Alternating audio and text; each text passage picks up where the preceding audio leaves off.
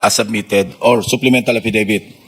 This is supplemental to the September 25 affidavit that he submitted likewise to the Department of Justice, which he also testified before this committee. So, Undersecretary Bernardo, you're recognized.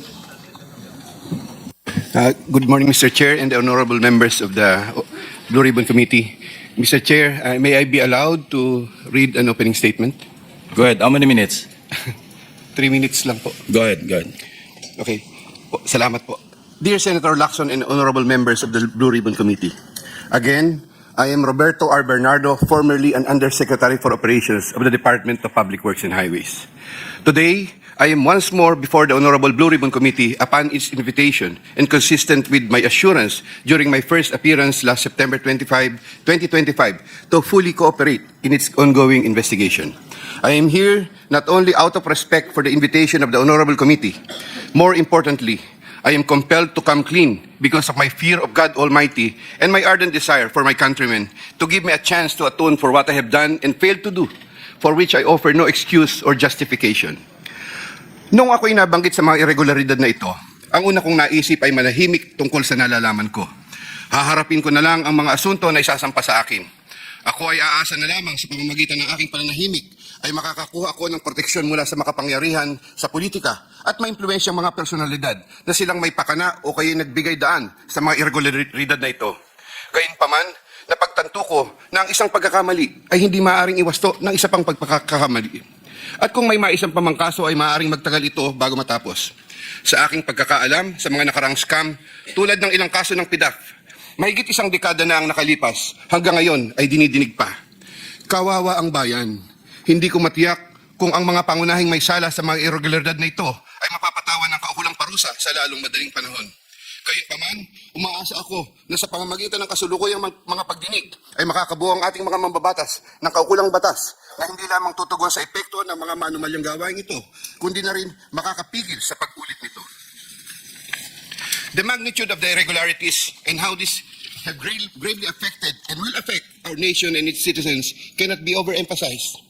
I am committed to disclose everything that I know regarding these anomalies, particularly the complicated and ingenious ways by which these were carried out and perpetrated all these years. This, despite the serious threats to my personal safety and that of my family and loved ones. Mula sa aking paninilbihan bilang isang mababang laborer hanggang ako'y naging isang undersecretary, napag-alaman ko na ang profesional na kakayahan at integridad ay maaaring hindi sapat upang matiyak ang tagumpay sa profesional na karera ng isang tao. Nakapaloob sa isang tiwaling sistema kung saan ang isang tao ay pinangakuan ng biyaya o kaya'y pinipilit na lumhok sa mga irregularidad. Ang takot sa maaaring masamang mangyari bunga ng hindi pagsunod o pagnanais na rin sa personal na pakinabang o kaya'y kombinasyon ng dalawang ito ay sumisira sa moral na direksyon ng isang tao. Lalo na kung ang mga dapat na may pangunahing kakayanan na humadlang sa masamang gawain ay siya rin may pakana nito at nagbibigay daan dito. Naniniwala ako na hindi lamang ako ang nakaranas sa sitwasyong ito. Nakikiusap ako sa mga nasa ganitong kalalagayan na magtiwala sa kinauukulan at lumantad na at makipagtulungan sa kasulukuyang investigasyon. In connection with my application for coverage as a state witness under Republic Act No. 6981, I have earlier submitted to the Department of Justice a second supplemental affidavit, further clarifying my previous disclosures on the government flood control and other infrastructure projects subject of the present proceedings. Once again, with the assurance of the Honorable Committee that my rights and benefits under RA 6981 shall be respected, I will be submitting the second supplemental affidavit to the Honorable Committee with the prior authority of the Department of Justice through the Honorable Frederick A. Vida, Acting DOJ Secretary, as set out in an authority to disclose, which I am likewise submitting to the Honorable Committee. Thank you po. Proceed with your statement.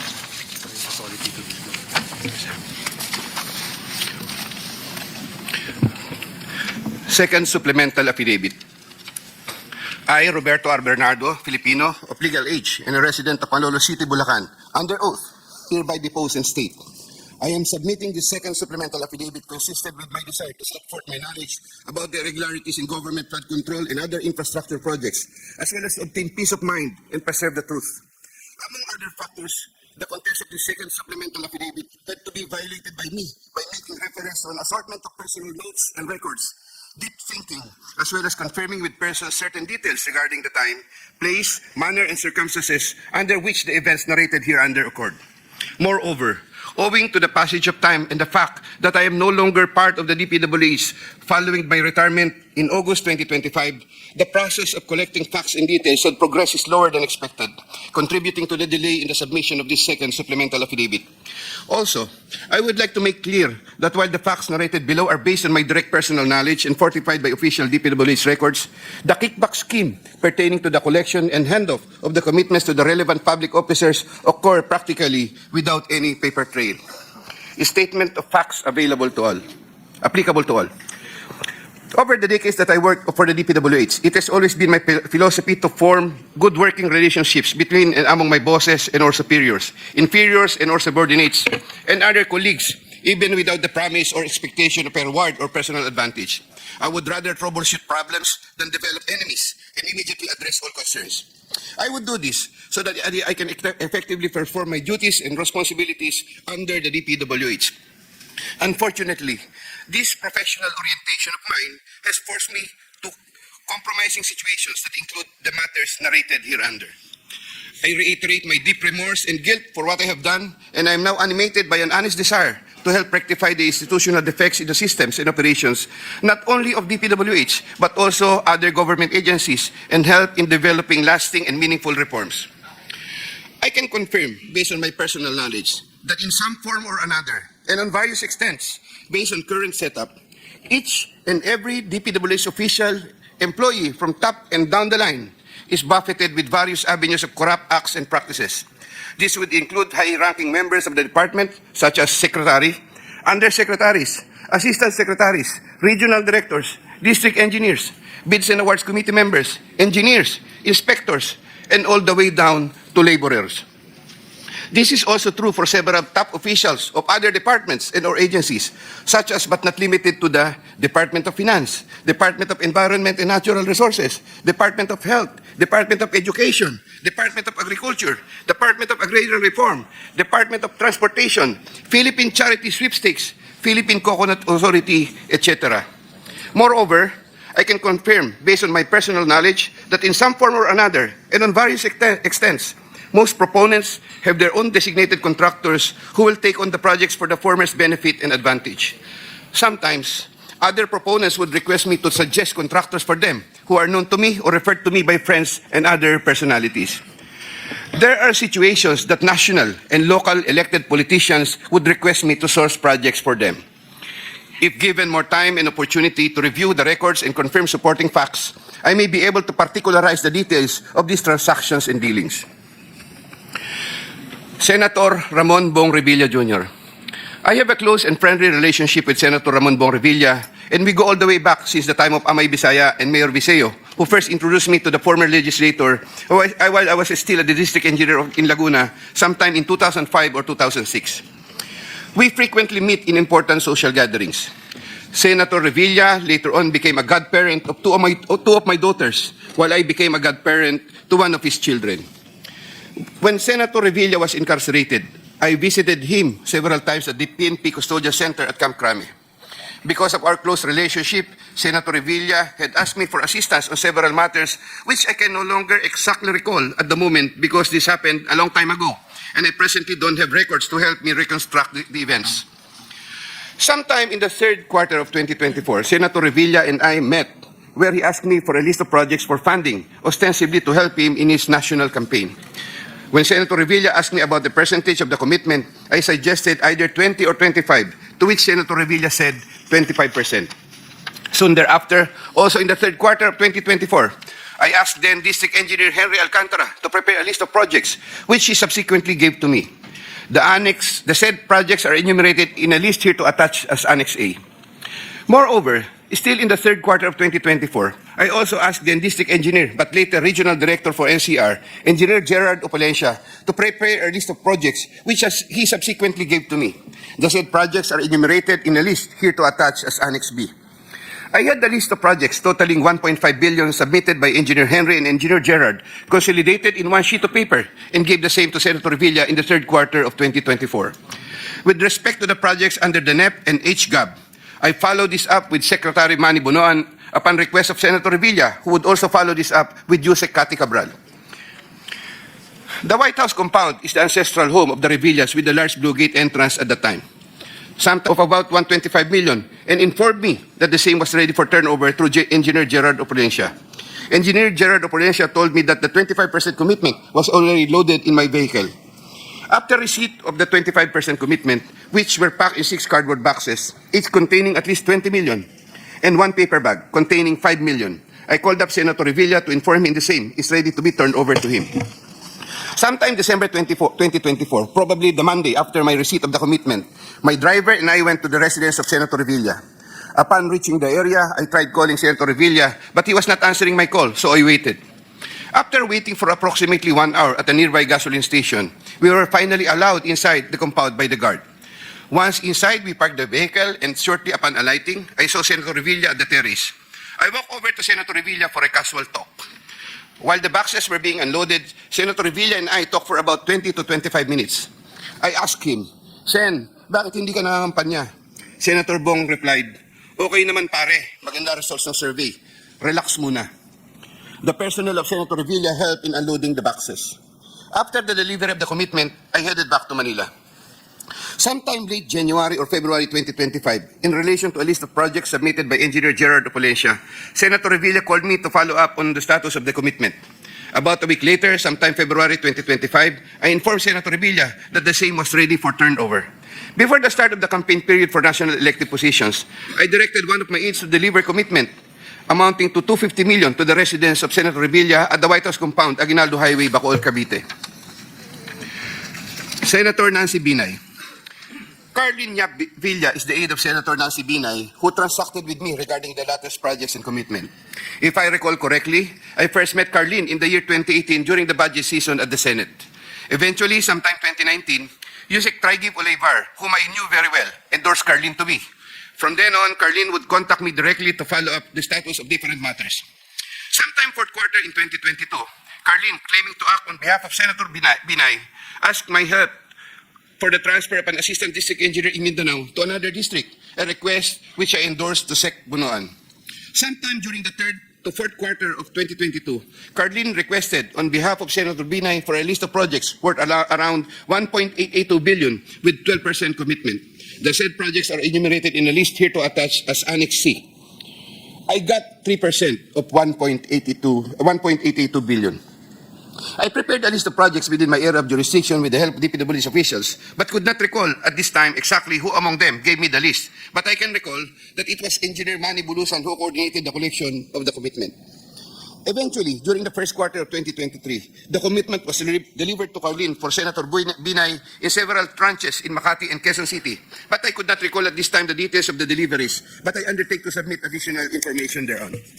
Sometime last quarter of 2023, Carlin again asked for Senator Binay a list of projects for inclusion and funding under the 2024 GAA, which I provided with the help of Engineer Gerard Apulencia and Engineer Henry Alcantara. The total list of projects initially amounted to 2.5 billion, but which was reduced to 1.672 billion. The said projects are enumerated in the list here to attach as Annex D. Apparently, some individual or group offered Senator Binay a higher amount of commitment of 15% instead of the previous 12%, with the promise that the commitment would be released much earlier.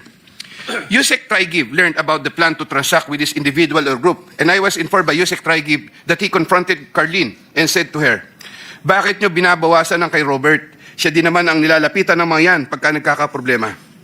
However, sometime later part of December 2023, Carlin called me and requested for a 50 million advance for Senator Binay's shoes for the holiday season because the individual or group was unable to deliver on their promise, and which I then helped to fix. Thereafter, Carlin told me that Senator Binay was expecting an increase in the commitment from 12 to 15%, which I agreed to fulfill. I did not get any percentages from the aforementioned projects worth 1.672 billion, but I was reimbursed the 50 million which I earlier advanced. I was nurturing goodwill with Senator Binay by fulfilling the commitment. Sometime 2024, Carlin requested me to relate to Sec Bunoan Senator Binay's request for some allocation under the NEP, which I did. Sec Bunoan allocated 500 million for Senator Binay under the NEP for 2025, which I relayed to Carlin. Carlin told me to prepare a list of projects for the 500 million allocation. I then asked a list of projects from Engineer Henry and Engineer Gerard worth 500 million, which I then submitted in person with Sec Bunoan, who then told me he will instruct Yusek Cabral to include the same in the NEP. The list of projects was included in the NEP for 2025. The said projects are enumerated in a list here to attach as Annex E. Likewise, sometime in the last quarter of 2024, Carlin for Senator Binay asked for a list of projects to be included in the 2025 GAA. I then directed Engineer Henry and Engineer Gerard Opolescia to prepare a consolidated list of projects. I submitted a list of projects totaling 3 billion to Carlin, but only approximately 2.6 billion was included. The said projects are enumerated in a list here to attach as Annex F. After these projects appeared in the GAA, Engineer Bulusan, Engineer Opolescia, and myself collected, raised, and prepared the 15% commitment, which was all turned over to me. There were difficulties in collecting the commitment as there were contractors, congressmen who did not give amount considering for later release projects totaling approximately 80 million more or less, which I had to advance. Despite this total commitment collected and raised for Senator Binay was 15% of 1.2 billion or around 468 million more or less.